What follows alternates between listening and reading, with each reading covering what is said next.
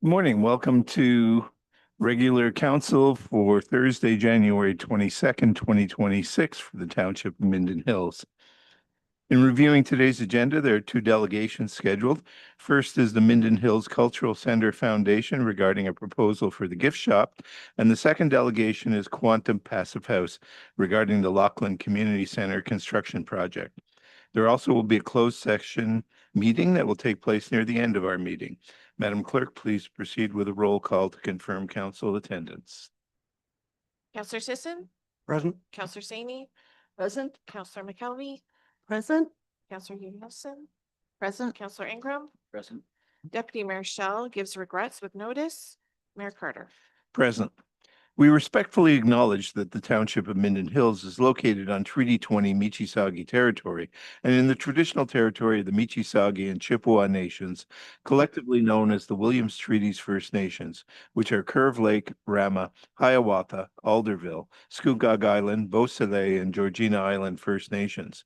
We acknowledge the shared presence of Indigenous nations throughout the area and recognize its original Indigenous inhabitants as the stewards of its lands and waters since time immemorial. I call this meeting to order at 9:02 a.m. Madam Clerk, please read the resolution for the approval of the agenda. Moved by Counselor Saney, seconded by Counselor Ingram. Be it resolved that the January 22nd, 2026 regular council meeting agenda be approved as circulated. All those in favor? That is carried. Are there any declarations of pecuniary interest? Seeing none, we move directly to delegations. I have Liz McGowan.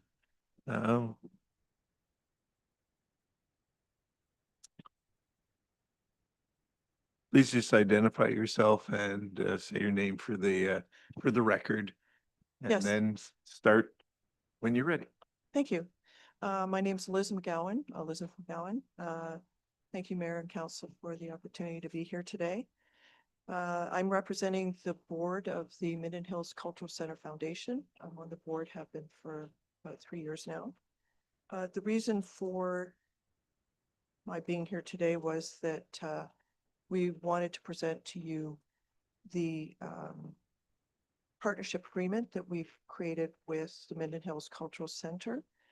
This has been prepared because there was a resolution by council in 2022 that directed the operations of the gift shop at the cultural center to be operated by the foundation.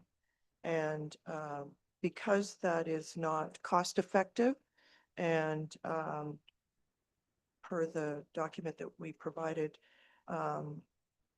due to the additional cost of the point of sale and limited volunteer resources, we've decided to create a partnership as an alternative.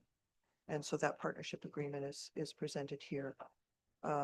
We have worked with the Cultural Center and Candace McGuigan to create a partnership agreement. It's fairly comprehensive.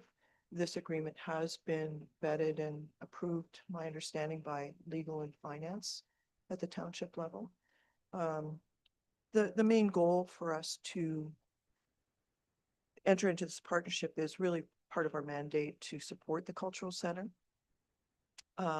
to provide additional inventory to the gift shop, hopefully in complement to some of the exhibits that will be at the gallery, as well as Nature's Place and the museum and Heritage Village. We have been managing the artisan market here in the summer for the last 4 years, I believe, and so have created a good relationship with the artisan community. We think that that is something we can tap into quite nicely to provide new inventory to the gift shop, hopefully generating additional revenue. As you may be aware, the foundation provides back to the cultural center our resources, essentially. So we help participate in, for example, acquisitions of new monitors at the cultural center. We participate in supporting the restoration of some of the artwork in the permanent collection. We work closely with Shannon and staff to find opportunities to help support the cultural center. And so this is an additional effort on our part to help generate additional revenue for the foundation that ultimately comes back to the cultural center. So really the reason for being here is just to hopefully get acceptance of this partnership agreement, really to sort of change what was originally approved by council, which was operations, which is not the intent now. It's more of a partnership relationship. And the details of the agreement, I think, were attached. Primarily, we're going to acquire the inventory, and we've worked with accounting and Shannon to determine how we're going to manage the revenue as it goes, comes into the gift shop and then comes to us. So hopefully it's fairly straightforward. Finish there and see if there's any questions. Are there any questions?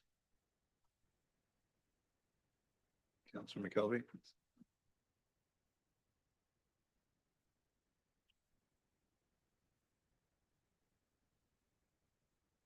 Thank you very much. Some of my questions were answered. However, the actual agreement would have to be with the Township of Minden Hills, not the Cultural Center.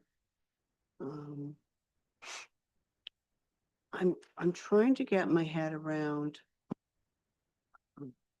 HST because when we, as the township, buy something, we are able to get back most of the HST on the item. And then it's offset by the HST that we charge for the item. So if the foundation buys this stuff, I'm pretty sure you don't have an HST number. Correct. So if the foundation buys this, and I'm just going to use an example. So it's $100 item. The foundation's going to go out and buy it. It'll be $113 for the foundation. You charge us $113, but we won't be able to get back $11 and change in tax. So it's actually going to cost us more. So I don't know if that's been looked at. You indicated this has been vetted by legal and treasury. So I'm just still trying to get around this whole HST part of things. Let the CAO will answer that. Yeah, thank you, Mr. Mayor. And our delegate is correct that staff have looked at the agreement. I'm not sure that we have looked at all the operational impacts that, such as a couple of the comments that Councillor McKelvey has raised. So my recommendation to council is, receive the delegation and perhaps direct staff to come back with a report that answers some of the questions, Councillor McKelvey, and I mean, for myself, there are a few questions as well. Thank you. What's the, if we're looking at the items that you would buy, what kind of price range would we be talking about? Like, is there ever like pieces of art or something that would be expensive, or are these mostly minor items? Mostly minor items. The cultural center will manage artwork acquired as part of the exhibits. So they will often acquire prints or original artwork of the artists that are presenting at the Agnes Jameson Gallery. And they will continue to manage that, books and items specifically attached to the gallery activities. So this will be more minor items, as you mentioned. So, again, we're going to try to tap into the artisan community, and we've got quite a variety of items, but we're looking at price points that probably are less than $200 maximum. Okay. Councillor McKelvey? Just the other thing, when staff are looking into this, the insurance part of it needs to be kind of checked out too. So as far as if the foundation is buying items, is that under our insurance? There's just a few logistics that. I think that particular item is dealt with in the agreement, that the shop inventory will be covered by the township. Yes, Insurance policy. I realize that, but we need to check and make sure our insurance company's okay with that, because if we don't own it, I don't know that they will insure it. So, All right, are there any other questions? I'm sure we'll be able to work out something, but let's just, get through all the fine details and go from there. And at least staff can come back with something to cover off all those questions from Councillor Saini. Not a question as much as a comment of thank you for being here today, for one. I know the mayor would thank you as well, but being that Shirley and I are on the committee and have been working with you, just want to give that special call out to say thank you, and knowing that the foundation has been doing a lot of hard work, and really appreciate the support that you've given, and the banners that you will be seeing, and supporting the kids and the competition we have with, show your representation of Minden, and supporting with the schools as well. It's really a community building foundation, and greatly appreciate it. So thanks for your work. Thanks. Bill. Okay, any other questions? Seeing none, thank you very much for your delegation. Do you have a motion? Okay. So Counselor Ingram and Counselor Saini. So the amendment that I will put forward is just that council directs staff to report back on the proposed partnership agreement, including HST and insurance. Is council comfortable with that amendment? Moved by Counselor Ingram, seconded by Counselor Saini, that council receives a proposal for partnership on behalf of the Cultural Center Foundation regarding the Cultural Center gift shop is information, and that council directs a report back from staff on the proposed partnership agreement, including HST and insurance. All those in favor? It is carried. Quantum Passive House.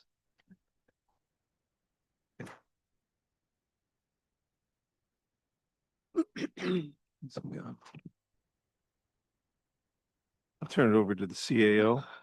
Thank you, Mr. Mayor, and to you and council. We're pleased to have our consultants from Quantum here today. Today is intended to be a very high level sharing of the intention for the Lachlan Community Center.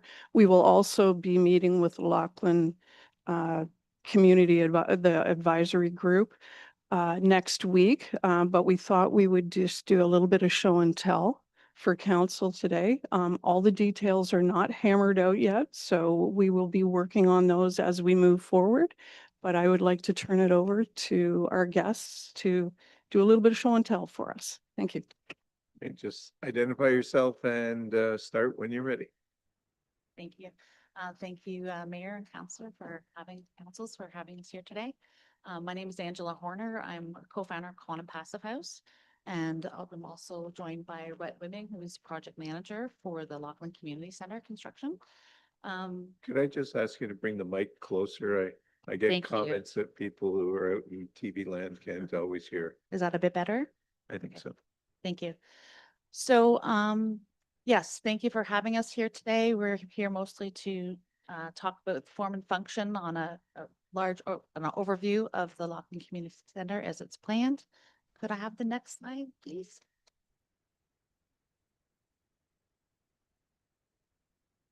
Oh, thank you.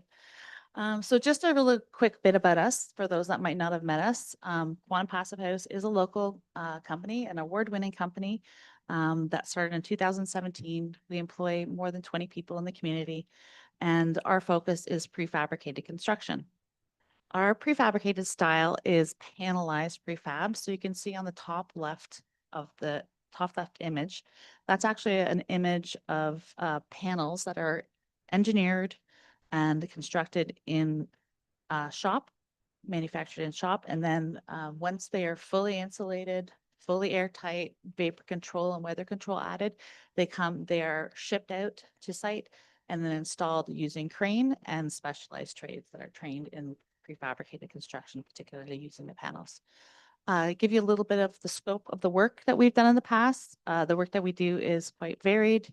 We've done everything from converting heritage school homes to integrate them into passive house, new passive house construction, as well as built communities that are rapid construction. For example, the one on the bottom right, we delivered 28 homes in 9 months. Mind you, that is with the help of some very skilled subtrades. So as a company, we depend on teamwork. Moving to the next slide, please. So over to the Lachlan Community Center. So on this slide, you're seeing 4 different images of different angles that the building is viewed from.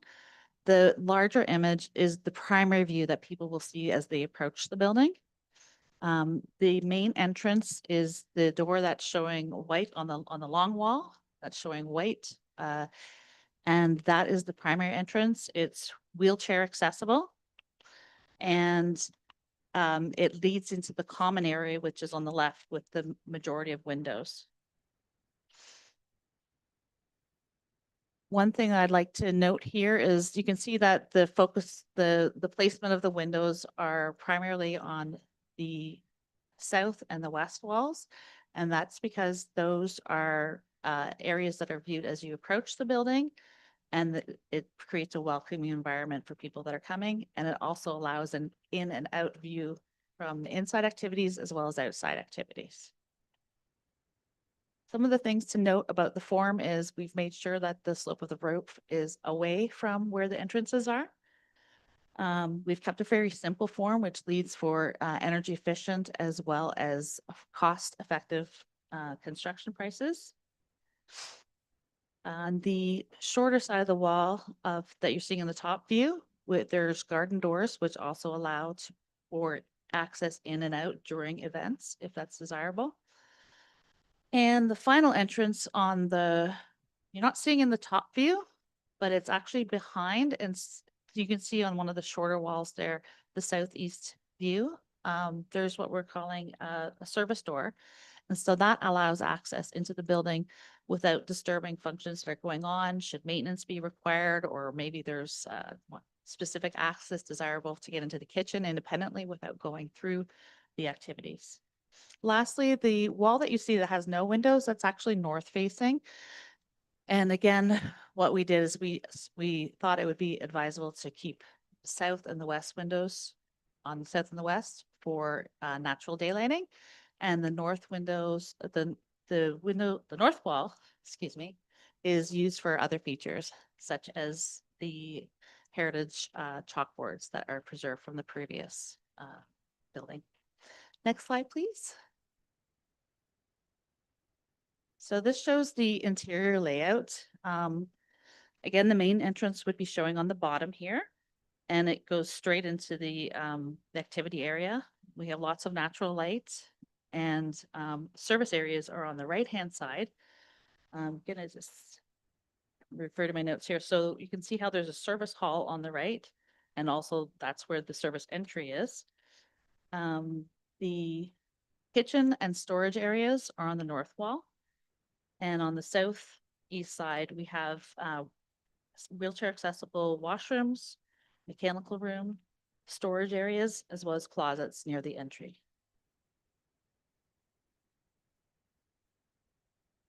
Next slide.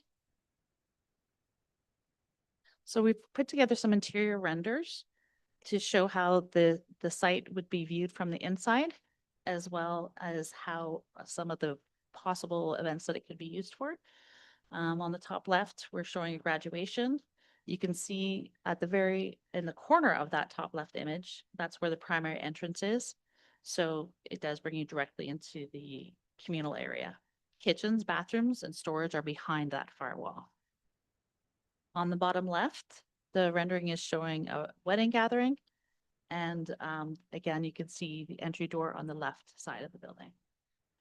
Lastly, on the bottom right, it depicts a community fun day, and the view of the windows are looking to the west, and the north wall is shown. And that's where we would anticipate on the north wall, we would have the chalkboards preserved from the original building. I'm sure there's going to be many more uses for the building, but there's just a few examples. Thank you for the opportunity to present a quick overview of the design for the Lachlan Community Center. Next slide, and I'll take any questions if there is time for this. If permitted, excuse me. Sure. Are there any questions from council? Councilor McKelvey? One of my questions is the square footage. Mhm. Because one of the slides there showed the 1,538 square feet. When I add up the space program stuff and take in the hallway, it comes to 1,489 square feet. And the tender was for 1,794 square feet. So I'm just trying to figure out what's not showing or. Okay. Thank you for your question, Counselor. So the spaces that are shown on the right side of that slide are just depicting the room areas. So the total inside area, accounting for those interior partition walls, is the 1,538 square feet. And then the total gross area of the building is just under 1,800 square feet, including the exterior walls.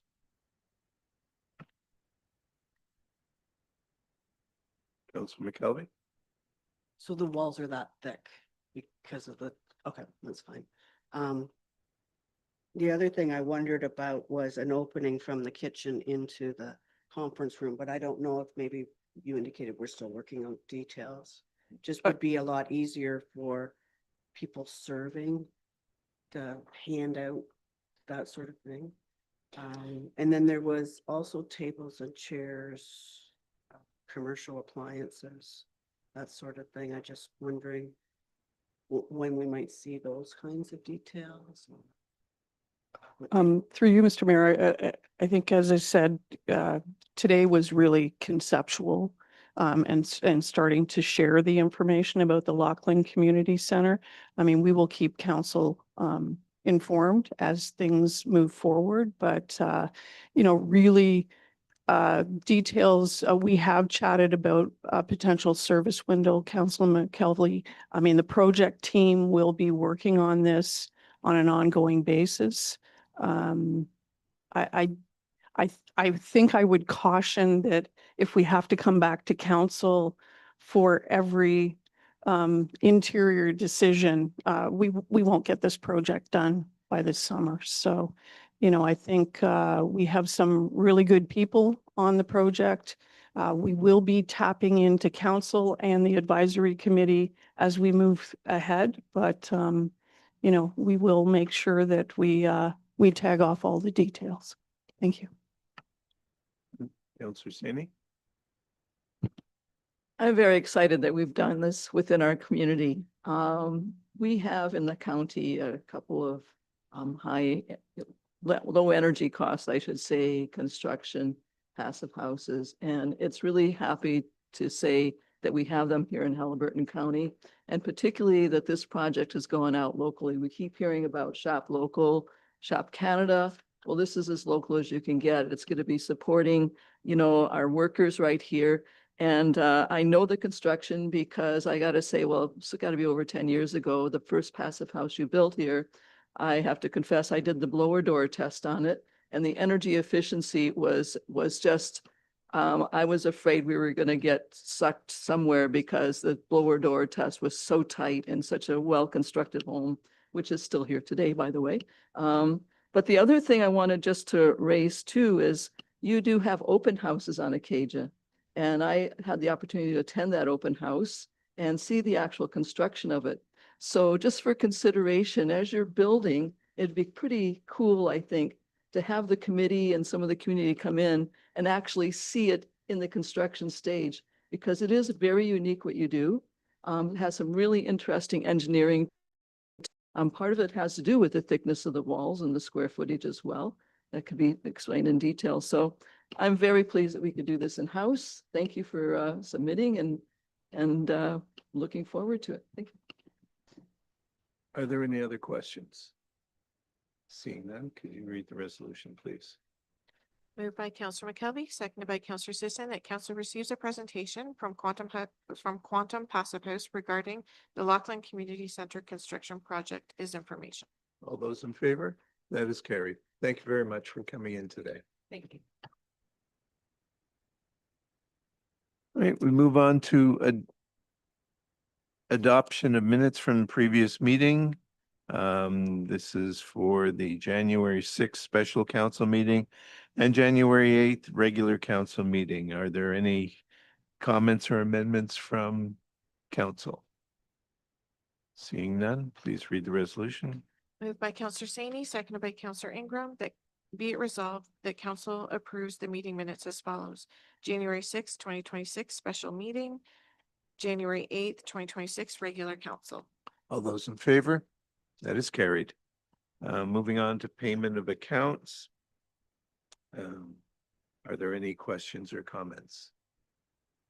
Seeing none, please read the resolution. Moved by Counselor Saney, seconded by Counselor Ingram, be it resolved that the accounts in the amount of $4,33,281.98 be approved for payment. All those in favor? That is carried. Moving on to the mayor's report. This week was the Roma conference. That was really, I think 2,000 people attended from the rural municipalities across Ontario.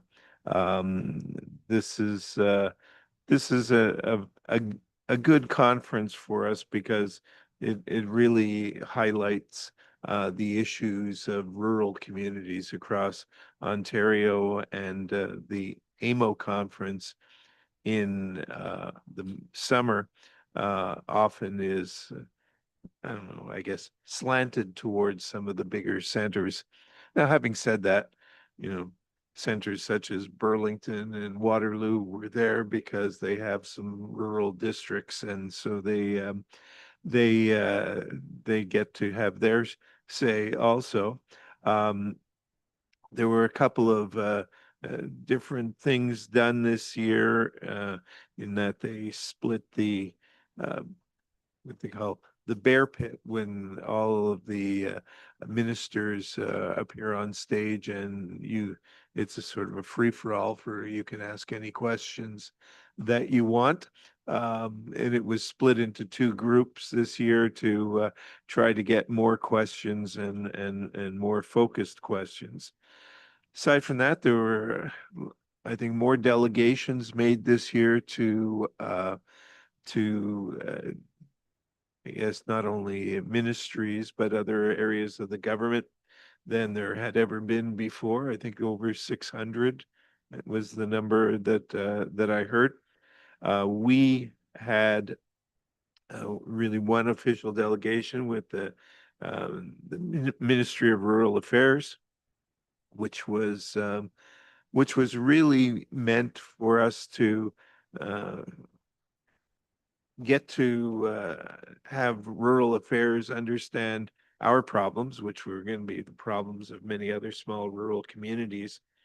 And that is, as you move forward and grow your infrastructure, particularly when it relates to housing or building, and you have to upgrade older infrastructure for water and sewer, et cetera.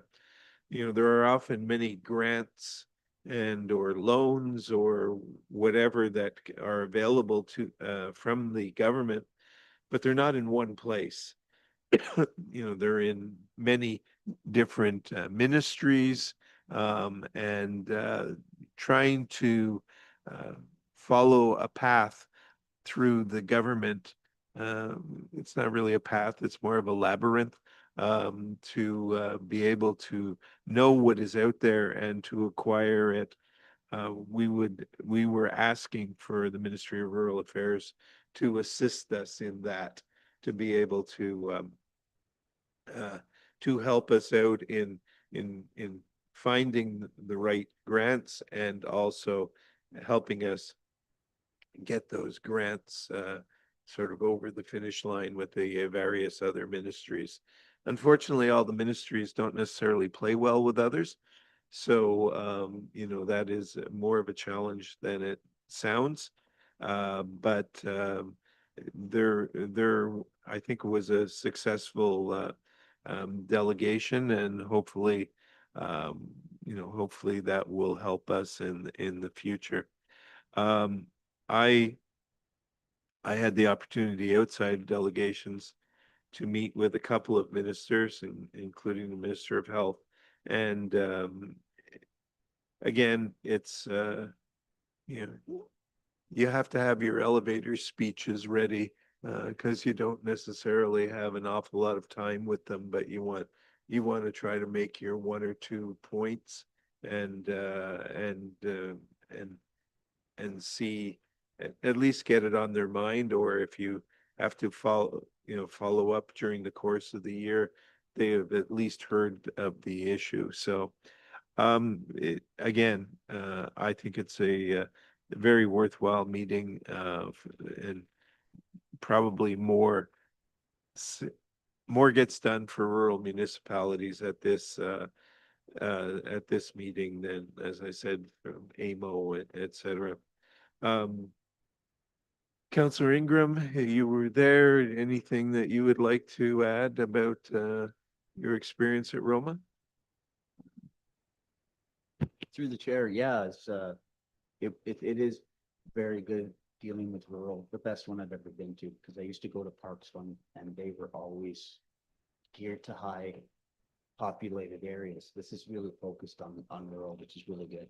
I like the sessions that we had.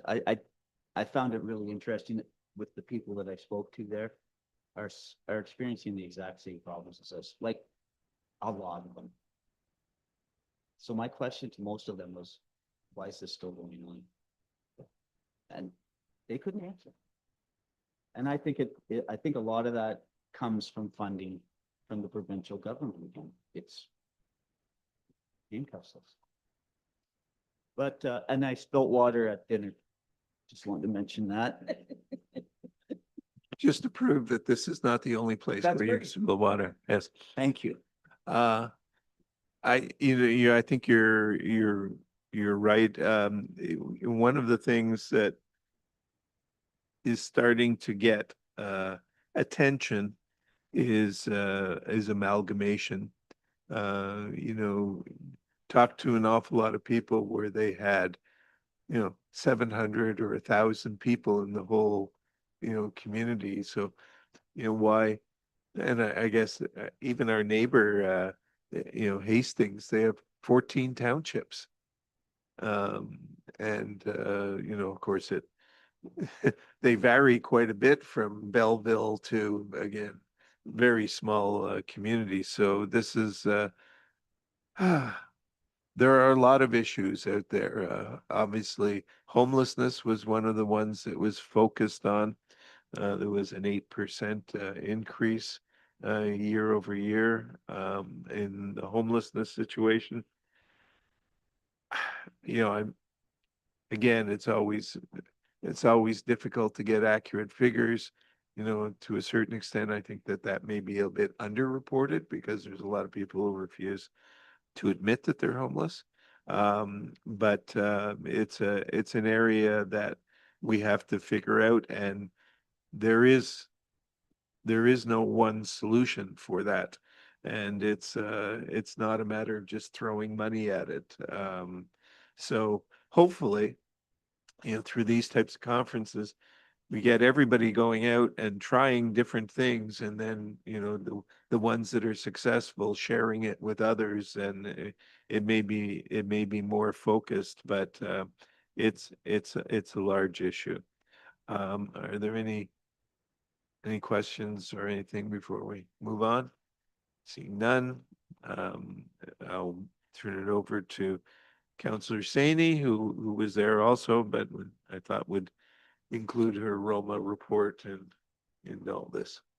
Thank you. I gotta say, it has been such a privilege to be on this board for the last two terms, because the kinds of connections you make for your community and for your region, zone 5, are really, really important. So when you go forward with proposals, want to know how to word things, it's really critical that you're part of that dialogue building up to that, to make those strong connections. I had the privilege of chairing 2 sessions. One was a lunch and learn with Aqua there. And it was very exciting because we're on the map. When I mentioned Mike Timmons, they know Mike Timmons and they've worked really closely with Mike. And we've got some really good things happening. Even some of the engineers with the LAS project, which I got to say, we'll learn more about that later. But the LAS and the water projects that we're involved in and the grassroots kind of creating this feature that's going to allow us to support our long-term waste management plant. You know, meeting up with other mayors and saying, I was there, I spoke to, was it Mike? And they say, oh yeah, that's his name. And some of the important information that's getting out there about what our long-term needs are. So when these proposals come forward and grants and things like that, we are really raring to go because we are a known entity. And that's the importance of making these provincial connections.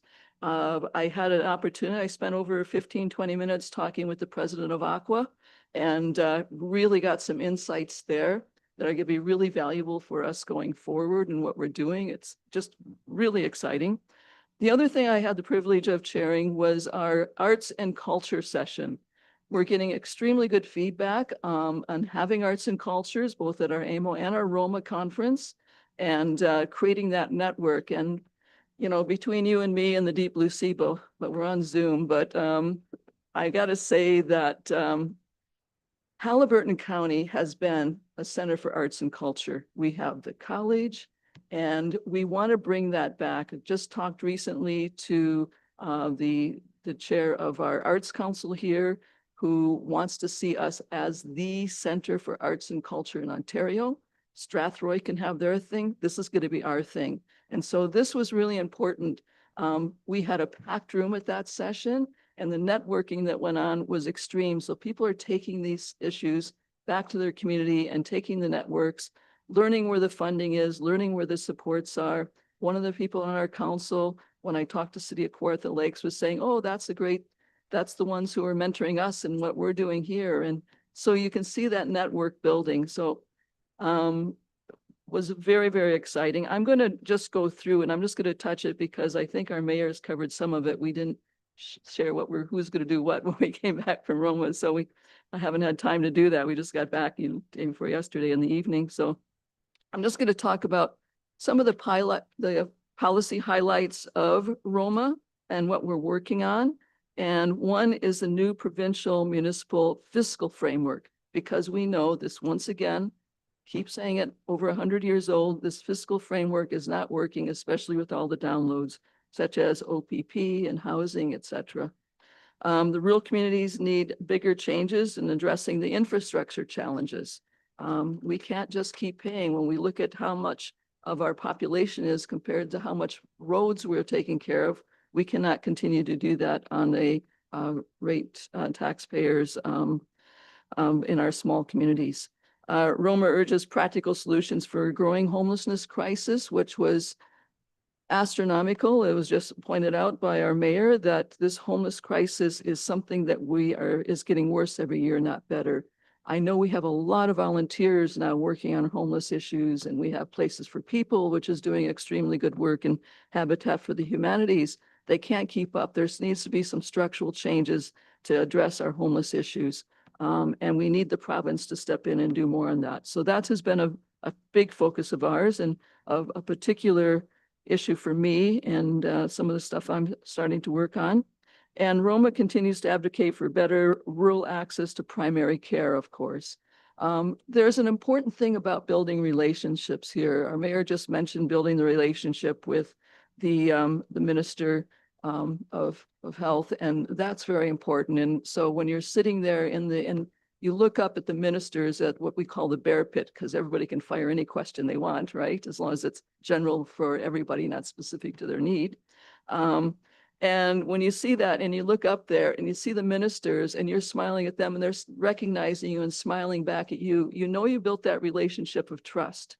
And I really liked one of the things that Ford said, our premier said after in his talk, is it's not about color. We're all trying to work on these issues together. And I thought that was a really important point because we are working regardless of your political affiliations. We're all trying to do the right thing. And that was really important. I might add that I really liked his talk when he went off script. And you could see all of his staff cringing because where is he going to go? But that was my favorite part, was when he goes off script, and it's quite fun that way. But anyway, back to Roma continues to advocate for the better healthcare, and we know what our issues are here in the county and what we're dealing with. The other one is the more recent, is the OMERS pension plan. And we had a session on that, and there's been lots of debate about how this is going to roll out. The important part of it is making sure that where those funds are invested are secured. We can say that we're not going to put more of a burden on the tax, but we want to make sure that those decisions on where the investments go are more focused on best financial practices and not necessarily any kind of political interference. So everyone across the Ontario government, all the municipalities, are keeping a very close eye on that, and certainly our staff at Roma and AMO are working very closely on safeguarding for us any potential issues around that.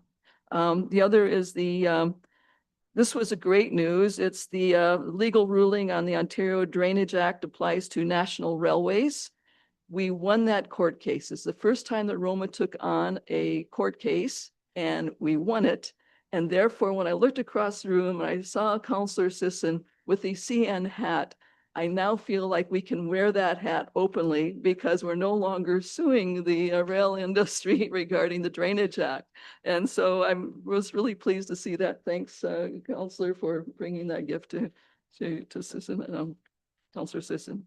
So the other part is the municipalities have important roles to work through in terms of broadband connection. We know that there's all sorts of organizations and people working towards this to bring broadband. We know it's going to be fundamental to healthcare, fundamental to social services, fundamental to our connections across. More and more services are requiring that you do things online, whether that's government services or just other services that we have, relationships with our families. So that broadband connection is something that's still underway, though it has been postponed. The goal was to have it all across Ontario by 2025. Due to some delays in trade and tariff negotiations primarily, it's had to be postponed to 2028. So that is the issue with our broadband right now, is the trades and tariffs have affected us in terms of getting that communication out there. This is something we haven't had to deal with within here yet, but it's the Roma supports the municipal role in energy projects. So energy projects are moving out, and that takes a lot of work on the planning department and other areas that make sure that it's planned properly for these energy projects. And so we're really happy that AMO's guidance on the electrical procurements will be there through IESO, and because we don't have always the expertise in hiring people to do this on the corner of their desk is just not appropriate, right? So AMO has stepped up and is working with us on those as well. The other issue is the municipal partnership is the key transformation of our conservation authorities. So they're taking 36 conservation authorities and trying to turn them into 7 regional authorities, where the expertise, I'm afraid, might be lost in that process. So we are working closely with the province. They have the final say to make sure we can protect our conservation areas, and that expertise for sure within this change that the province is doing. We're keeping a very close eye on that, and I have great concerns of that too. We don't have a conservation area authority in this area. We have a lot of volunteers working really hard. We are part of the watershed area that goes in the city core of the lakes, where they do have conservation authorities, and further south of us, of course, there are as well. So that is something that I've been working outside this area, outside of Haliburton, I guess, to work with conservation authorities on this. Others, the Ontario need new ways to manage rising leasing costs. So we continue to work on that because the province isn't helping us with that, and we can't keep downloading that onto our local municipalities. So I'm giving you the policy highlights. We had over 2,000 attendants out of 444 municipalities in the province. we had well over 300 attending at that conference. So we felt that was a really good, because not all municipalities are rural. So we're feeling really good about that. And every year it seems to increase in the numbers. As I won't go through the things that we've done a bit differently this year that the mayor highlighted on. But know that the connections that I made, I have date, times, places, addresses, phone numbers for our staff to follow up on. So I'm excited about that. And if there's any questions, I'd like to hear them. Thank you, Councillor Saini. I just wanted to highlight that one bread and butter issue, which is the policing costs. There was an awful lot of discussion about that, not necessarily in the formal parts of the meeting, but in talking to other municipalities and so on. And as a matter of fact, it came up.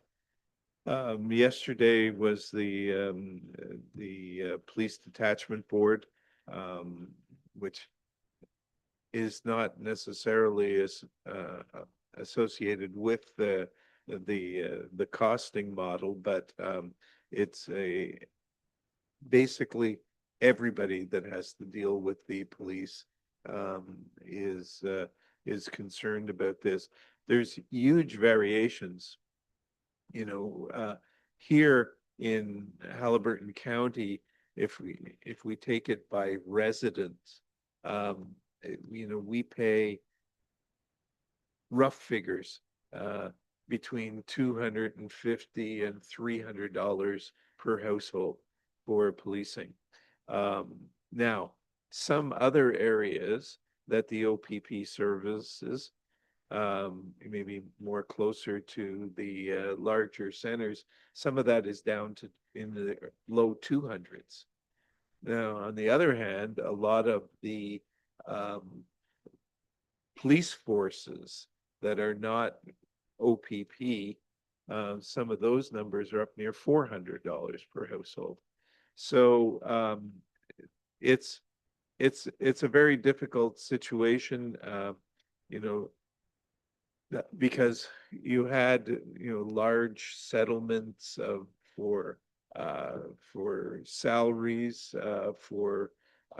and then benefit costs keep climbing, and then policing is not necessarily defined the way it was before. A lot of our policing resources are used on what is probably closer.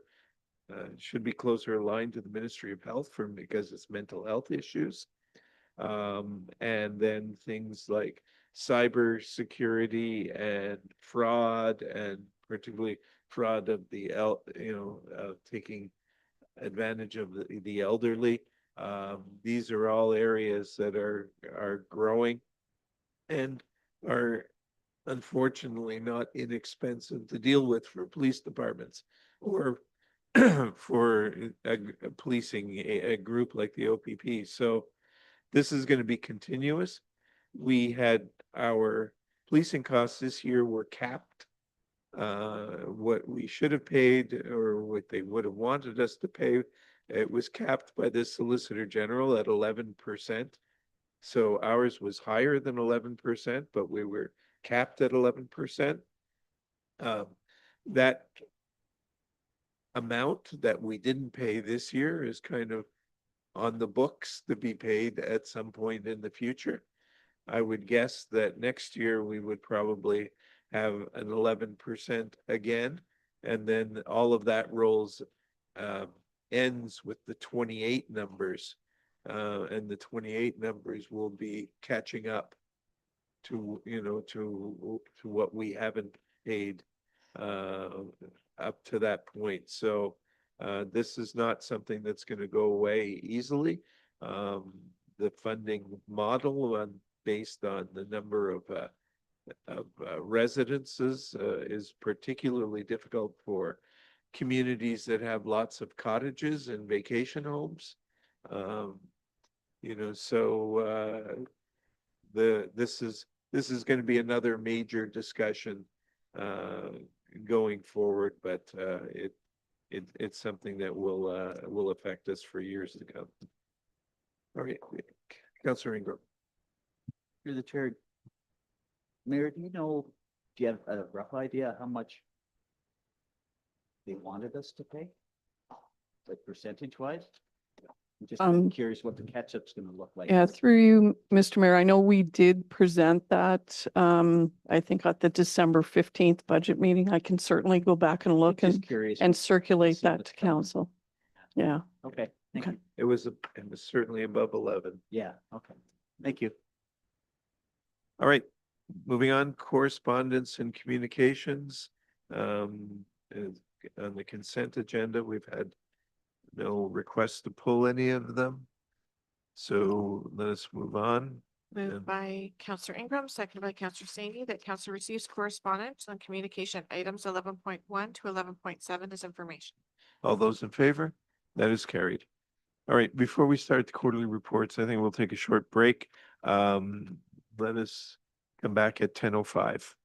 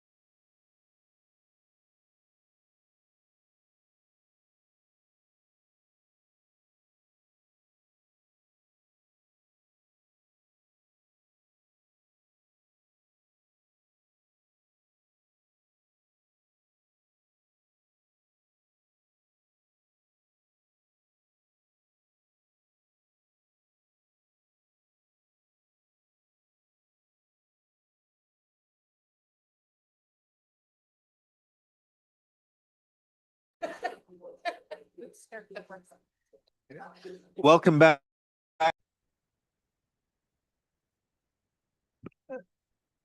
We now move on to department reports, quarterly reports. Madam CAO, you wish to speak to these? Through you, Mr. Mayor, I'll do an introduction and then we'll go from there. I will say, council, we have a couple of people who are away today at training sessions. So if there are questions in their areas, I'm happy to follow up. What you have before you today are the fourth quarter reports for operating and capital. Financial reports will be presented once the year-end process is completed. If we start with our capital projects, in the report, you'll see that those that have been completed since our last report are listed towards the end of this report. We have 20 projects that are underway, and that's not including any that will be approved through the adoption of the 2026 budget. So we'll add those to the first quarter report when we come back once budget is finalized. And with that, Mr. Mayor, we do have department heads here. If council has any questions, maybe we'll start with capital and then move on to operating. So you just want questions? Well, there's no- again, we've presented the report. All right, I'm not sure we need to go through project by project, but if council has any questions on any of the initiatives, we're happy to answer them. okay, questions on the capital projects? Councillor McKelvey? The only thing I have a question on is this source water protection plan. It indicates that the project completion date will be December of 2027. Is that a typo or is that?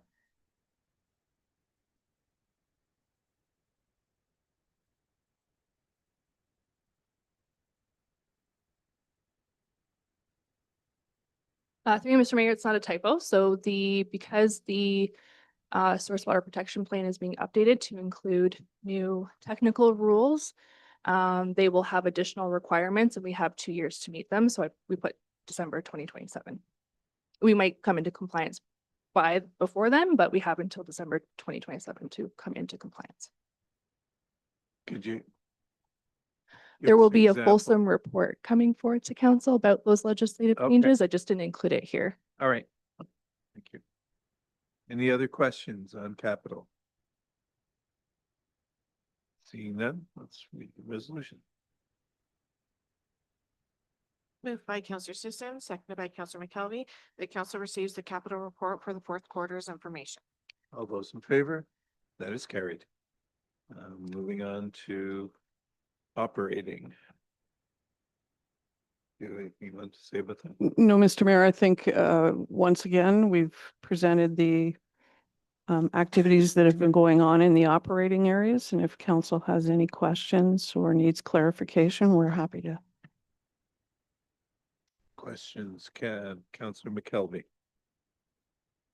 And I'm not sure this can be answered because our CBO isn't here, but under building, it talks about the permits we issued and the estimated construction value. So if you look at October, for instance, it shows the estimated construction value at 2,369,000 and change thousand. So the question is, the construction value estimate for November is higher, but we didn't issue any dwelling permits. So I'm trying to figure out why these aren't, they don't seem to make sense to me, the construction values.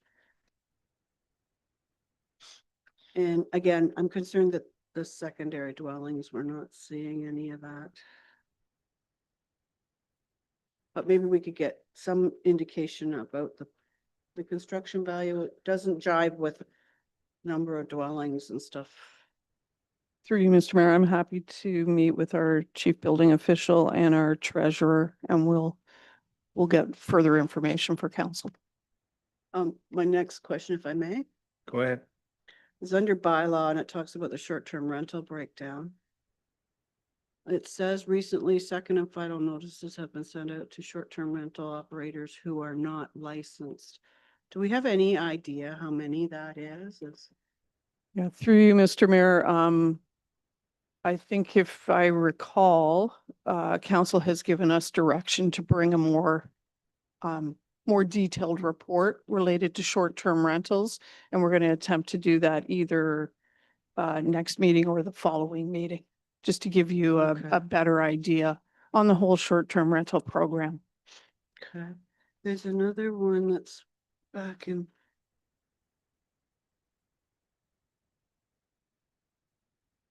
Which kind of goes with this whole short-term rental. It's in planning. Okay, so applications received. It talks about license of occupations. We only had 1 in 24 and we've had 30 in 25. I would like to know how many of those are to deal with the short-term rental with regard to dogs. We, Not today, but we can include that in our report. that's all I have. Any other questions? Seeing none, please read the resolution. Moved by Counselor Sisson, seconded by Counselor McKelvey, that council receives the operating report for the fourth quarter's information. All those in favor? That is carried. Moving along, we get to administration at 12.8.1, flag etiquette and protocol.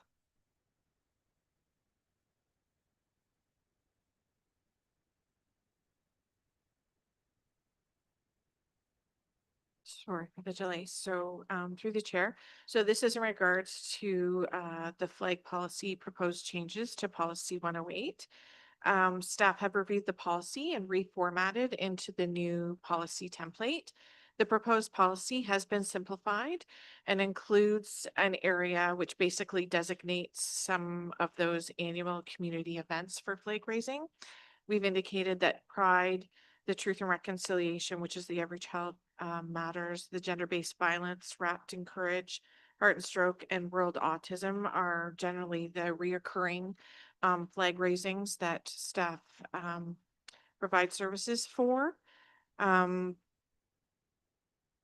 Any other flag raising sort of outside of those regular community events, agencies and organizations can request a flag raising, which would be brought forward to council for consideration and approval. We will have a prescribed form available on our township website. It'll also be available at the municipal counter, administration counter. And then we just made a few changes with respect to the half-mast protocol. We kind of added a section in there that just sort of stipulates that any circumstances that sort of deviate out of that time period of the 3 days or till a funeral has been coordinated will be at the discretion of the mayor and the CAO or clerk. And that was basically it. We just omitted some sections because in the general section of the policy, it does refer to the heritage flag website that we can go to and look at it any time, rather than constantly bring a policy back if there's any changes. This is sort of a way to simplify that. And I'm happy to answer any questions. I just gave some highlights of some areas. So I recognize that this is probably boilerplate from some lists, but you know, on the half-masting, you know, it says half-masting shall occur. And then, you know, we've got a member of the House of Commons or a member of the provincial legislature. You know, I'm not even, you know, if an MP from, you know, northern Alberta were to pass away, you know, A, would we know about it? And B, you know, would we really, is it really pertinent to our folks here that we would be half-masting for something like that? I just find this the list of maybe a little too inclusive, and the fact is it says that it shall occur. It's almost like mandatory. It seems like there's an awful lot of people we're gonna have to keep track of here. I don't know a way around it, but I don't know. Counselor Ingram? Excuse me. Are these half masters legislated by the province? Through the chair, I would have to look into that, but I do understand that it's sort of known. I understand that, but to the mayor's point, there's some things on here that we don't necessarily have to do. I can see Ontario, but like you said, BC or Alberta, it shouldn't be. My personal opinion, but if it's legislated, they don't have a choice. I'm We- not sure. that- We just took it off of their website. Like, we had to look at the Ontario and the Canada website for, But is it legislation? Is it? oh, I don't believe it is. Okay, thank you. Counselor McKelvey? Cool. You took it off the federal and provincial website. So yeah, There's they step- would want to lower their flag because that's what they should do.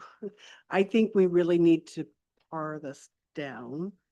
And I don't know what our previous policy said with regard to that, but I also have some other questions. You want Go me to ahead. keep going? Yeah, go ahead. Okay, then. Under general principles, the second line says, and any other flags requested. Sorry, I'm gonna be going back and forth between two things here, which isn't.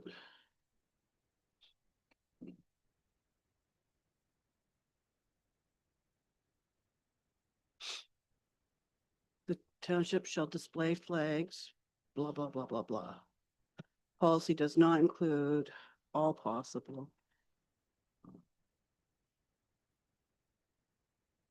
I'm just trying to, I know there was something in here that said Is it in the first? flags requested I think it's and the- any other flags requested. Sorry, there it is. I'm sorry, I don't really want an all-inclusive there. That's because what if it's a flag that's offensive? Mhm. So I don't want to have something that in there that.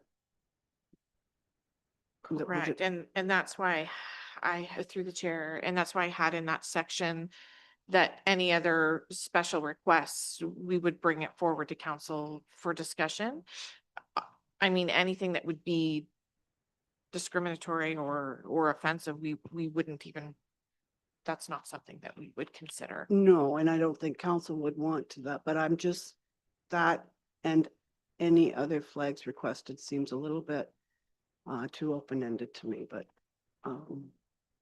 the other thing I would like, and I don't know if this needs to be in here or if this is somewhere in here. Replacement and disposal of flags will be completed as need arises and becomes unfit for service. Some that know me will know I'm pretty adamant about flags. Some around this table know where I got that from too. So they absolutely should not be flown if they are ripped.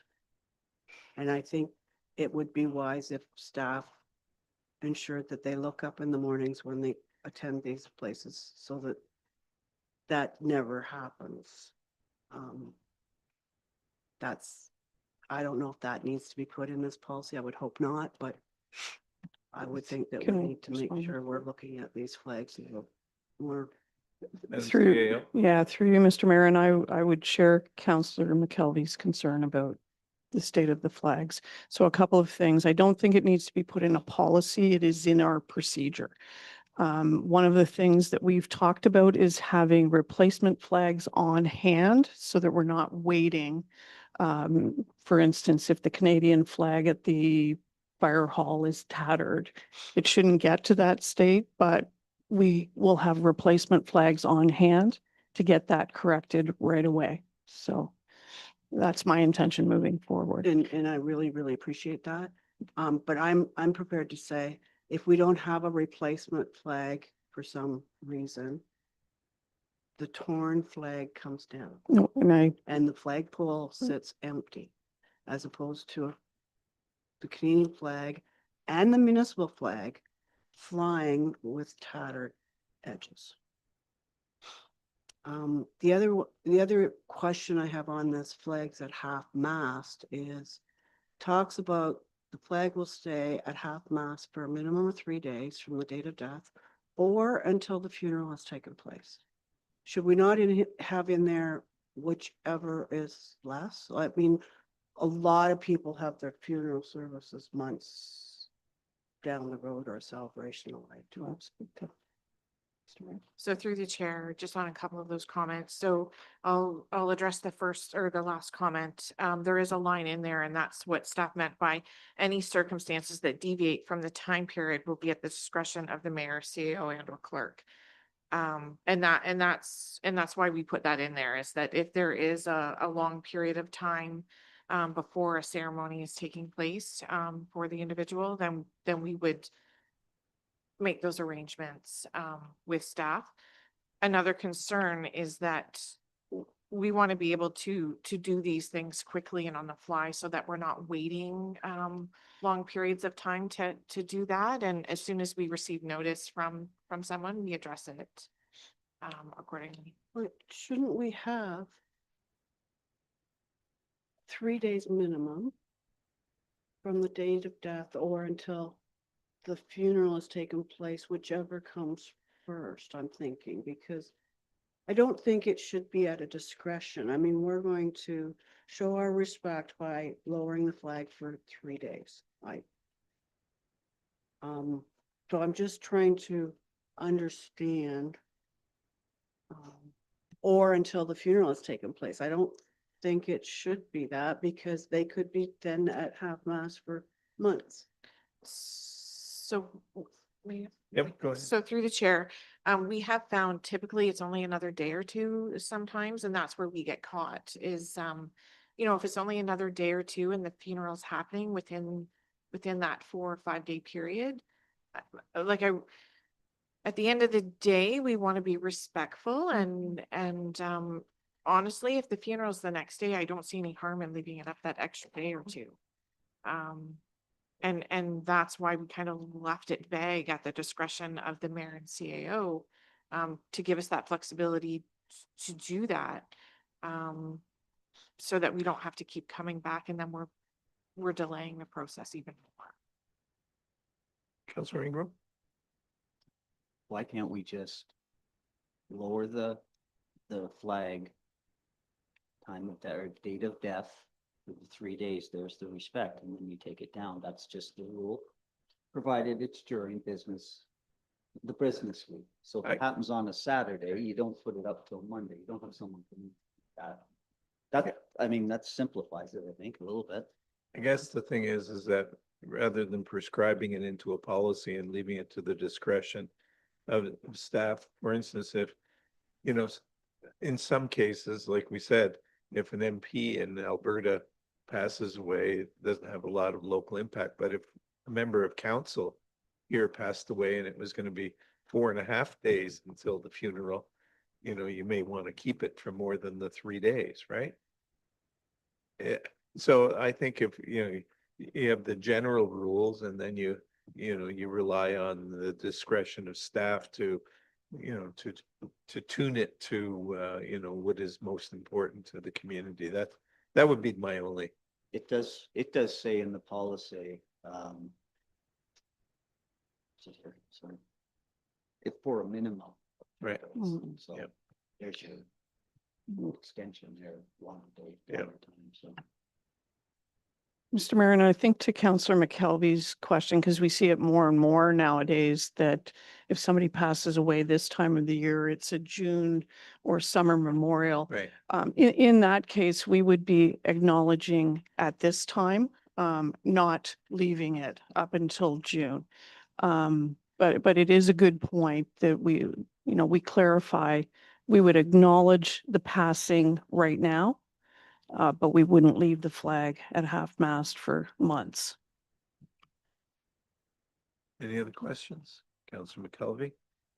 So again, on the list, like it has emergency services responders generally 2 weeks, which again, is probably something you pulled off of federal, provincial, or I just, again, emergency service responders in Greenland, like I'm just trying to figure out. So through the chair, I mean, we can do a simple edit to that, just to say local. Yeah. That's not a problem at all. But yeah, that was the fire chief that was the fire chief that had actually requested that be added. And generally, that's what they do for a fallen firefighter or emergency service individual. Is it's generally the 2 weeks at half mast. Okay, and then the other, just a typo, former reeves or mayors, one's possessive, one's not. So Oh, yeah. Thank you. there was another, sorry. All right, any other questions? Counselor Sisson? Yeah, I see on here you got the current member of council. Are we not doing former members too, like with the mayors and reeves? I think we have done former members when they passed away. It does say former. Yeah, But it's, we can make that change. That's an easy, yeah. yeah, as we have done. It says, it says current members of council from any of the local municipalities within the county of Halliburton. That's the bullet you're referring to, correct, Right, council? Because we had former members of Minden Council. that- We did, yeah. Okay, any other questions? Counselor McKelvey? I'm not concerned about the flag, but I'm trying to understand the wording. November 11th talks about unless half-masting occurs at the National War Memorial. Well, it does. But again, we pulled out of a federal policy here. You see what I mean? I think that needs to just be changed, that, like, we don't lower our flags on Remembrance Day, do we? And maybe I should know this, but we certainly have a service in Minden at the, So I believe this was in our previous policy as well, if I'm not mistaken. But that's what the policy is saying, that we will going forward. Like, these are the dates that we're recommending to put the flags at half mast. It was Okay. in the previous policy as well. so under November 11th, Remembrance Day, unless half-masting occurs at the National War Memorial. But, well, it does, so that means we're not going to do it. And then it goes on to say, or a place where remembrance is being observed, then half-masting can, not shall, can occur at 11 or according to the prescribed order of service. I'm just trying to figure out, do we lower the flags at all our facilities for Remembrance Day? I don't believe we have done that as a rule. So Yes. are we going to start doing this now, or like, I'm just trying to make sure that we're understand.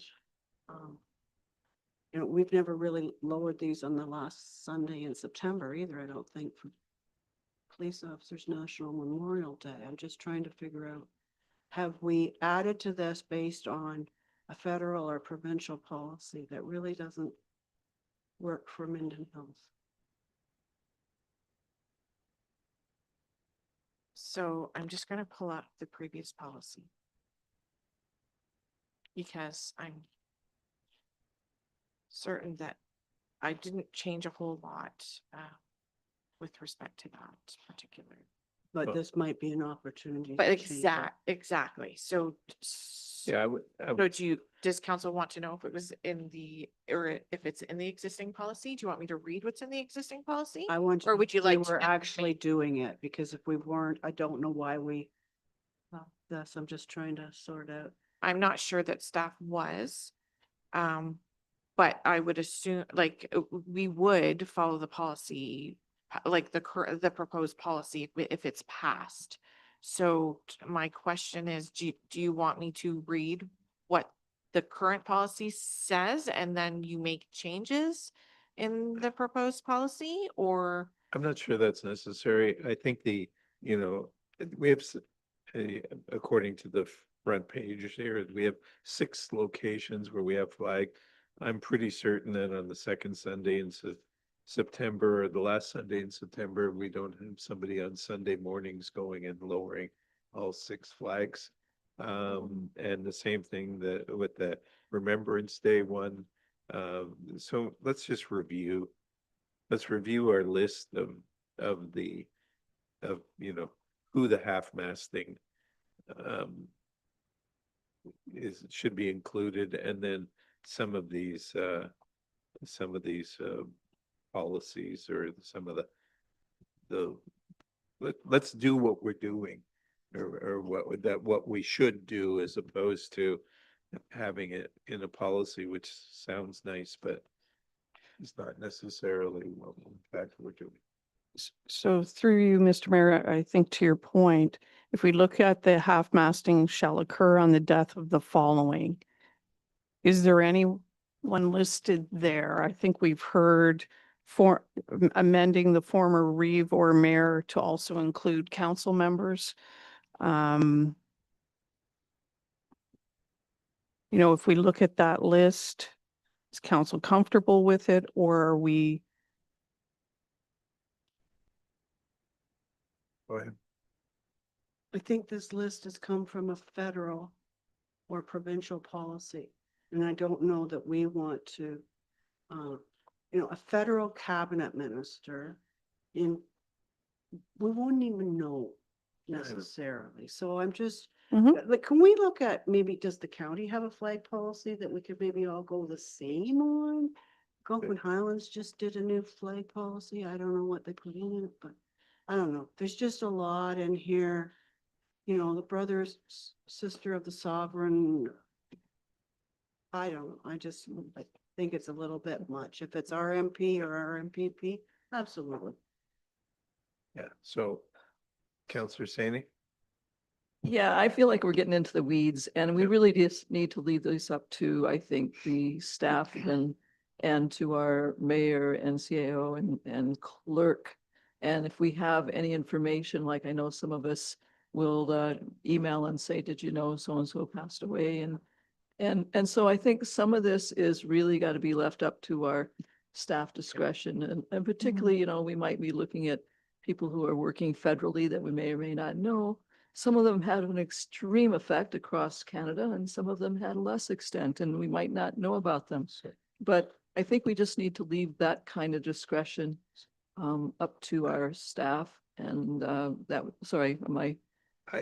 Okay, The only, I feel like I'm being interrupted. That's okay. no, the only I'll quit. issue is that, this is symbolism, obviously.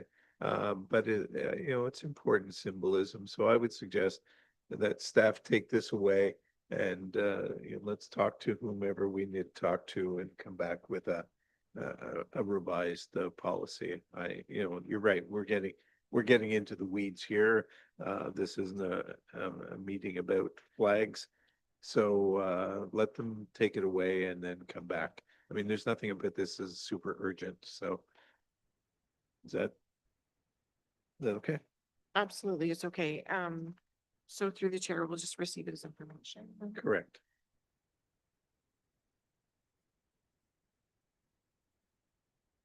Okay, moved by Councillor McKelvey, seconded by Councillor Sisson, that council receives report 2602, administration, policy 108, flag etiquette and protocols information.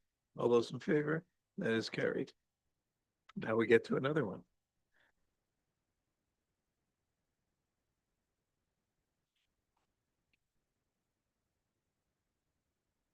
Sorry. So the next policy is a new policy, report 2603, and it's related to township asset naming policy. So the new policy before council today, the purpose of it is just to assist with requests for naming township assets. There are a standard operating procedure to assist staff with carrying out the tasks and procedures The proposed policy will apply to any organization, partnership, or individual requesting a naming of a municipal asset. It's considered that the township asset is to be anything that is owned by the township. Application will be available on the township website and through the clerk's department. And any deviation from the standard operating procedure will be just brought to council for consideration and review. Some of the selection criteria within the policy refers to longstanding local area, so a name that would identify with the area and the residents within the community as a whole, or majority of the citizens. We'd want to keep it consistent so that it works with the township's policy and guidelines, along with collaborative efforts through the county, along with emergency services, just to make sure that we're not duplicating or causing any confusion. And the overall preference is just to really give a good sense of place, continuity, and a belonging that reflects the area wherever we're making wherever the naming is being incorporated.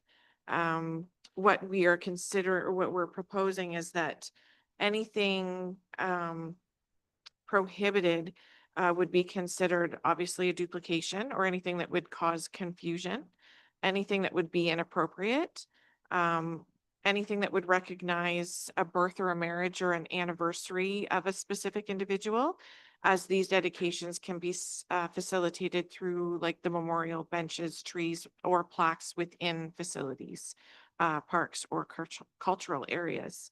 And then it just sort of makes a little blurb about significant contributions as well would be considered. So I'm happy to take any questions. This is just a first start, as it is a new policy, and we were trying to make it streamline it in a way that it would give council an opportunity to handle them with a guideline. So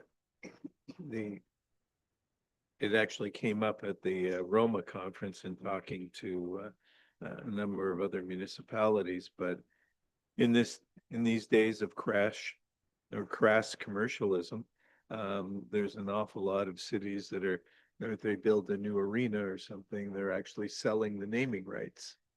You know, if you see the new facilities in Peterborough, they're all being named after, you know, various companies or whomever may have supported the arena. So I think that at least has to be there as a consideration.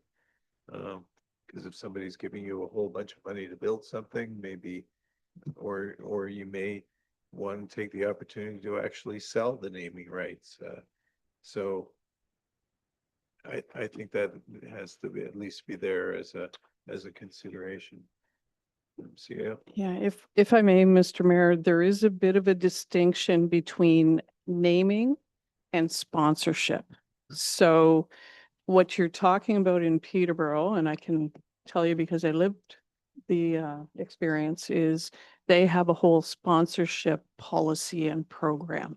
So you will see some facilities in some municipalities, there's a 5-year naming based on the sponsorship that they've put in. So I just wanted to make the distinction between actually naming something and a sponsorship program. No, but you have like the Air Canada Center, and you have the Canadian Tire Center and things like that. Councillor Ingram first. I agree with you as far as that's not such a bad idea if we can bring some money in some other ways, but well, I don't have a problem at all recognizing people that have done something for the community on a plaque like out here, who council, the people that built it. I have a real problem naming a facility after people. There's so many eligible people that could be put on the side of the building. I think it's just going to cause us more grief if we start doing that. If you want to recognize someone, you know, perhaps someone donated, as you said, put a plaque at the arena that says that, as opposed to naming.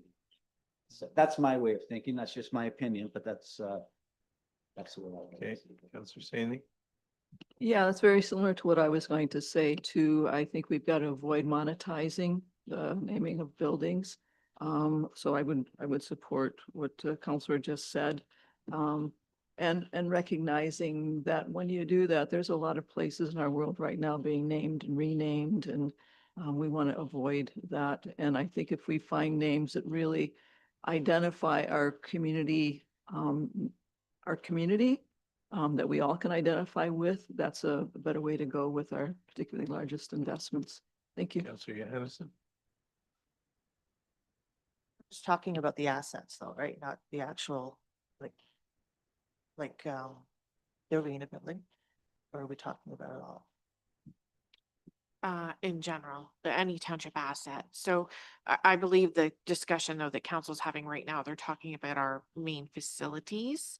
And it's not uncommon to have an area where it's the municipal name and what the facility is. And then they do those memorial or commemorative plaques like for rooms within the facility, I think is what I'm hearing right now. Or plant a tree. Okay, I'll just read what I have here then. Names of the municipal buildings. The pros can be honor and pride, reflecting values and diversity, historical content, and inspirational. That being said, the cons can be controversy and changing the values, I can't even say that word, divisiveness, future reputation risk, high cost of renaming, loss of functional identity, and could cause a slippery slope. But best practices and consideration, if we were to go that route, wait period should be 2 to 5 years, community consultation, using surnames, and avoid political figures. That being said, I'm not really in favor of that.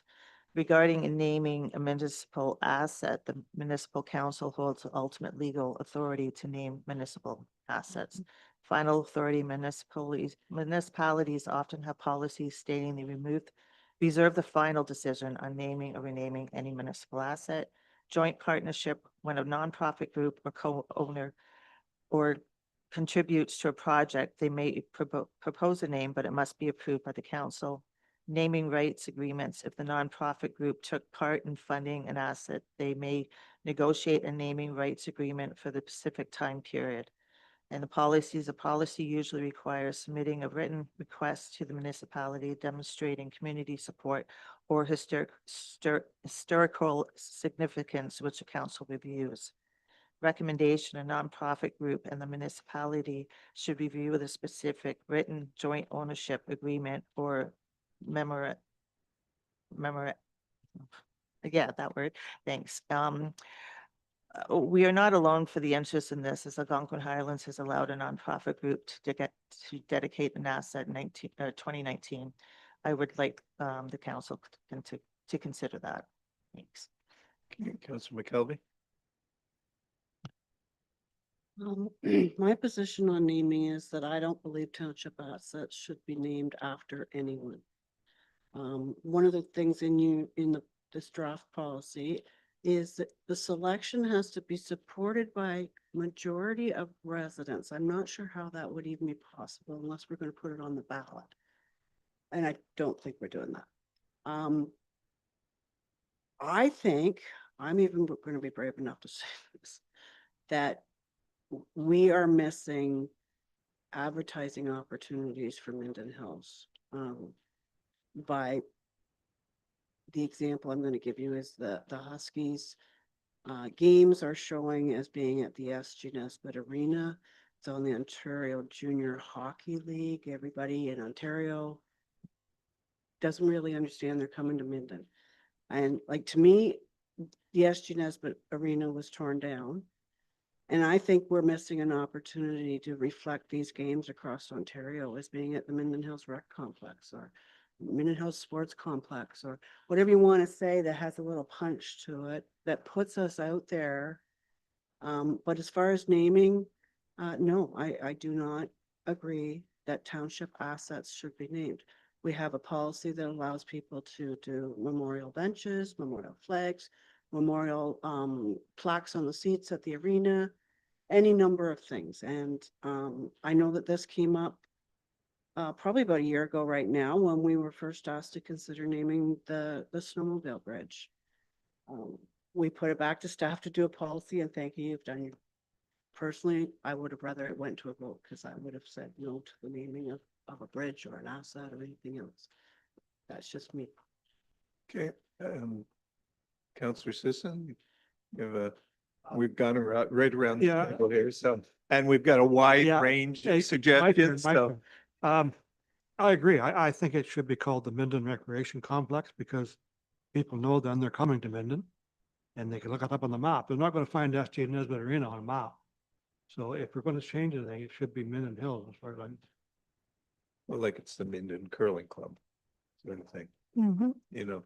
mhm. Look, I think that, you know, we sort of have a wide, wide,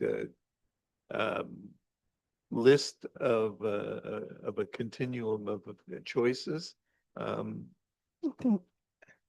I, this one, I almost think we almost need to set up a group to come with a revised policy that council can vote on.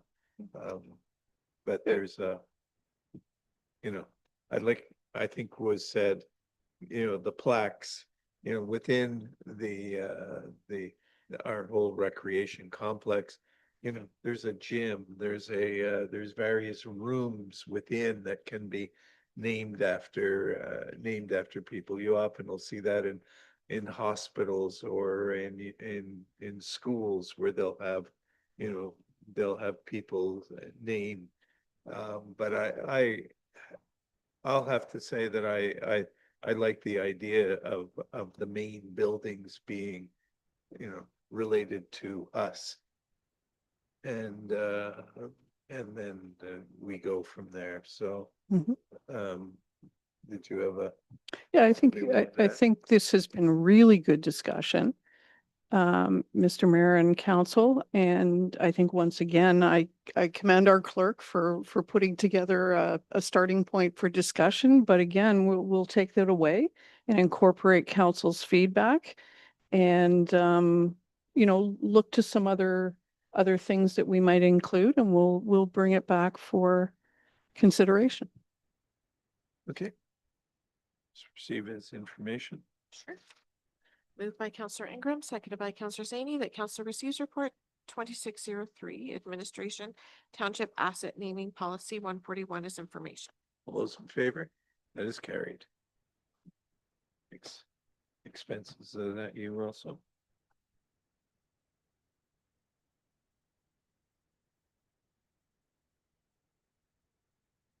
So the next policy before council is just an amendment to policy 11, and it's the reimbursement of expenses for members of council.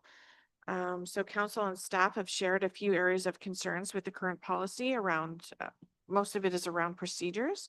Given that staff took the opportunity just to sort of reformat into the new template and simplify a lot of the wording. A few of the proposed changes consisted of having the requirement for council to come to the table and have their attendance at conferences approved by council. We're proposing that this be a new process that basically the annual budget, there's an allotted amount that that is approved for members of council to attend conferences. And so you can just let the clerk's department know which ones you wish to attend, and we'll assist with that, making sure that you get booked for those conferences. The other item was meals.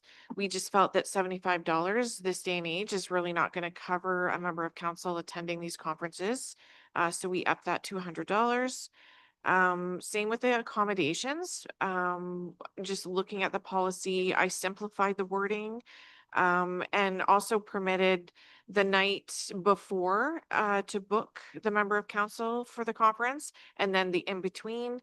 And I didn't limit to like a season. It was just like if you're going to the conference and you want to go the night before, and then because a lot of those conferences hit the ground running at like 8 o'clock in the morning. The other information that we sort of added was bookings coordinated through other boards and agencies. We know that members of council sit on other boards and agencies, and they help facilitate some of these conferences. So we've incorporated some wording that basically if the agency is going to cover for the booking, the council member can submit the difference on the expense form and we'll look after covering the costs for the residual amount of the conference. We simplified the mileage wording as well. Basically, at the end of the day, we go by CRA rates in their chart. And so finance department always looks after that. So you just have to put in your mileage on your expense claim and staff will take care of the rest. So I'm hoping that we've covered most of the concerns or issues that council has had and open to questions. Councillor Ingram. Through the chair, not specific to this, but can we, when we book, like I appreciate the fact that you guys are busy and all that, but can we book a little further ahead so that we're all in the same building? Although Cynthia and I both had a suite at our hotel. With Wow. cookies. They were With side by warm side. cookies. It's so much easier for everybody You might want at the same spot. That's all. Thank you. So if I Yeah, may, go through the chair, this will, the fact that it's just approval through budget, we can hit the ground running by booking those. That was part of the issues that we were having in the clerk's department. Not only that, but sometimes they open it on short notice, sometimes the bookings. We've also run into several issues where, you know, when you go to book that hotel room, it's not working. So Now I know all that. yeah, so our staff does try to I kind of think- keep you all together, and in the hosting hotel, it's Yeah. impossible sometimes. But I'm hoping some of these little tweaks to that policy will help facilitate those bookings. As well as we're honestly trying to book them all on our corporate credit cards so that council doesn't have to be concerned of paying for those fees. No, And it's that's- just easier for staff as well. Absolutely, I appreciate that. And it really, the hotel was wonderful and it wasn't that far a walk. It's just out of convenience more than anything. It is, yeah. It wasn't snowing or raining, which helped. Yeah. Councillor McKelvey. So under guiding principles, it makes reference to committee of the whole, and we don't use a committee of the whole. So I think that should be taken out. The part where it's based on the approved annual budget. Well, what if the budget hasn't been approved? And that's the case for one of these, Roma in particular. The budget hasn't been approved yet. So to me, I'm thinking that there should be a numerical put on this, like council members are entitled to go to one conference, two conference, whatever it is we're going to decide on. And it shouldn't really necessarily be tied into whether the budget has been approved. Solves the problem where staff don't know whether you're going or you're not going and that sort of thing. But Roma is a perfect example. Budget hasn't been set. So I don't want to get hung up on that. But I do wonder, a lot of townships have policies, or the county has a policy where how many they're willing to pay for a member of council to attend. And maybe we should look at that. CRA rates I'm fine with. Talks about committee expenses. I'm not sure committees should even be in this because and it talks about the committee chair should approve these. It's like, no, I don't see a committee chair approving expenses for anything. So, and then I had a question about committee of adjustment members paid mileage. So. Go ahead. So through the chair, we did experience in the past some situations where committees were having certain meetings. And I think the policy states that if it's for a duration of period of time, you know, that they'll cover meals and whatever, because we did have some committees quite a few years ago where they were working late into the evenings. So that's why that was actually introduced at that time. But again, that's why it's here. We're open to changes and yeah, it's really whatever council wishes to change in the policy. Yeah, Mr. Mayor, if I can go back to Councillor McKelvey's comment, and it's a good one, we'll take reference to the budget out. We might want to say the equivalent of 2 conferences. And the only reason I say that is you may decide that you want to take 3 or 4 webinar kind of training that would be just as beneficial as going to a conference. So maybe we'll tweak the wording to say council members can go to the equivalent of 2 conferences. Did you have a question, Councillor Saney? Yes, thank you. I just wanted to point out, which our clerk already pointed out, but a little bit more in depth, the legacy of committees having some financing. And that was a legacy issue with our climate change committee that met in the evening. And we didn't have any coffee for them, and we weren't allowed to buy any coffee and donuts for our committee that drove in, sometimes from the Big Smoke, affectionately known as Toronto. And also through all sorts of weather. So it was put in there because we want to make sure at least we could have some water and coffee and donuts for people when they arrive at the committee meetings. So that's the legacy of why it's in there at this point, I believe. So, but I agree with the, Okay, so, wasn't necessarily, okay, so are you gonna take this away and give us some rewording on, Okay. on some of this? There's no hurry. Like, honestly, the agenda was light and I just thought here's an opportunity to push a few policies through for discussion. And then I honestly didn't feel that any of them would pass today, but I needed the discussion to Sure, do if some everybody edits, did that, we'd be going all right? day. Right. Councillor McKell? The other thing is, it's more of a procedural thing from this. According to the policy, council members are to be paid mileage. And some feel awkward, even putting it in. Why can't staff just, it's whatever it is to your house. I don't know what it is. So I'm gonna say it's 25 kilometers to Bob Carter's house to here. Why can't staff just go, bing, check, check, check on the meetings? Half yearly, annually, I don't care. Just do the calculation. So nobody has to feel awkward putting in a mileage claim or not. About 4 years ago, I requested that the special meetings be handled in the same way. I mean, the clerk knows exactly who showed up. at the Exactly, special and I meeting. So 100% why are agree. why are Why are we we putting it- processing 7 different? Yes, You know. I agree. It shouldn't be a big hardship for staff to be able to, I mean, she takes attendance. So, I just would like to see, and is Ivan going to get rich with his 2 kilometers? I don't think so, but Do we pay him for walking? no.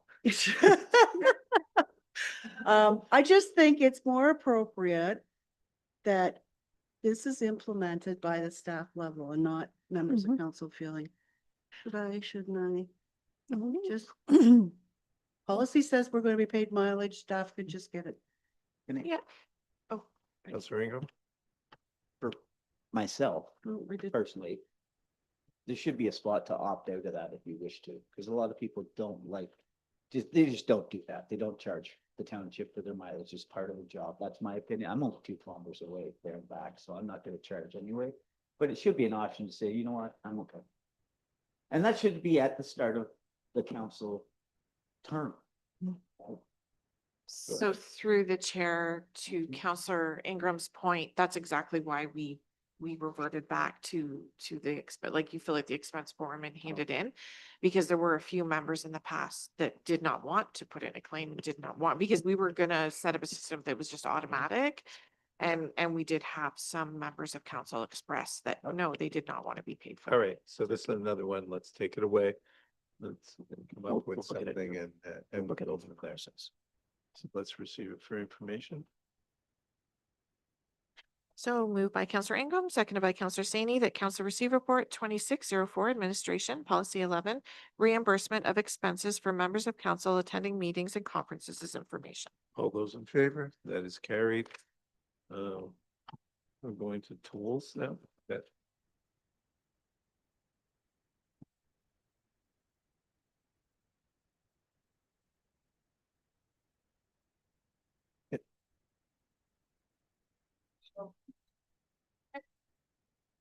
She wears many hats. It just takes her a second. Good morning, Mayor and Council. Sorry. Through the mayor to council, this is our first road toll request we have received for 2026. and it's requested for Saturday, August the 1st on the long weekend. This application was circulated to OPP, our paramedics, fire, county roads, township public works, and community services.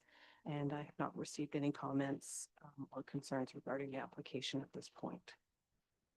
Any questions? Councilor Ringo, They're asking to be there. have the microphone.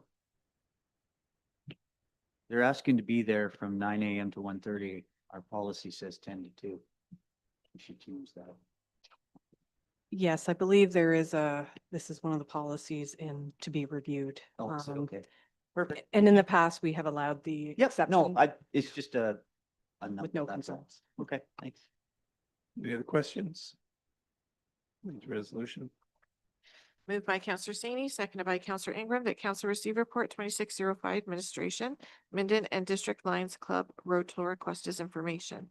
That council approves the Minden and District Lions Club request to hold their road toll event on Saturday, August 1st, 2026 from 9 AM to 1:30 PM at the following locations in Minden: 63 Bobcaygeon Road and 23 Water Street. And further, that prior to the event, the Minden and District Lions Club is to provide the township with a certificate of insurance naming the corporation of the Township of Minden Hills as additional insured in the amount of $5 million. All those in favor? That is carried. All right, we will be moving into closed session. So Move. could you read the resolution? Moved by Counselor Saney, seconded by Counselor Ingram. Be it resolved that that council proceed into closed session at 11:01 a.m.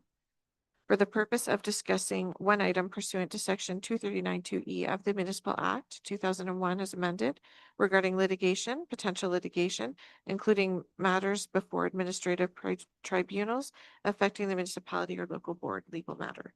All those in favor? That is carried. All right, we'll go into close at 11:15.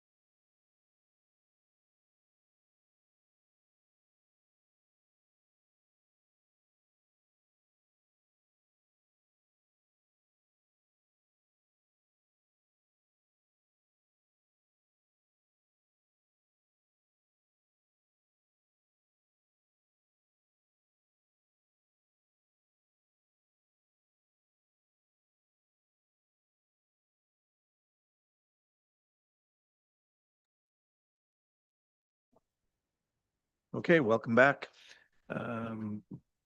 We have a closed session resolution. Moved by Counselor McKelvey, seconded by Counselor Sisson. Be it resolved that closed session adjourned and open session resumes at 11:31 a.m. All those in favor? That is carried. Um, Moved by Counselor McKelvey, seconded by Counselor Sisson. Be it resolved that direction given in closed session be approved. all those in favor? That is carried. Moved by Counselor Saney, seconded by Counselor Ingram. Be it resolved that the following bylaws be received, read a first time, considered read a second and third time, and finally passed with the corporate seal affixed. Bylaw 2608, Township Asset Naming Policy, which I will remove. Right. Yeah, which I will remove. And bylaw 2609 to appoint a building inspector. Those in favor? That is carried. Confirming bylaw. Moved by Counselor Saney, seconded by Counselor Ingram, that bylaw 2610 being a bylaw to confirm the proceedings of council held during its meeting of January 22nd, 2026 be received, read a first time, considered read a second and third time, and finally passed with the corporate seal affixed. All those in favor? That is carried. Adjournment. Moved by Counselor Sisson, seconded by Counselor McKelvey. Be it resolved that the January 22nd, 2026 regular council meeting is hereby adjourned at 11:33 a.m. All those in favor? That is carried. Thank you, everybody. There's a special meeting being planned for Thursday, January 29th, and the next regular council meeting is scheduled for February the 12th. Thank you.